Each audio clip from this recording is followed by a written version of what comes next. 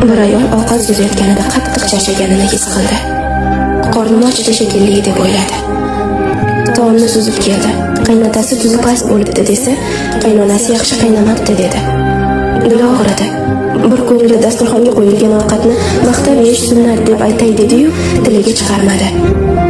Uzr oyijon, uzr dadajon dedi. Indamay bolalarini ovqatlantirdi. Idish-tovoqlarini yuvdi. O'g'illari yoyib tashlagan o'yinchoqlarini yig'ishtirdi. Qoni kamaygan holsizlandi. Ertaga 6 soat darsi bor. Bir talay daftar tekshirish kerak hali. Bolalarni ertak aytib uxlatdi. Daftarlarni tekshirayotib ko'zini yumilib keta boshladi. Kimdir yelkasiga yengil ko'rpa tashlaganini his qildi. Ko'zini ochdi.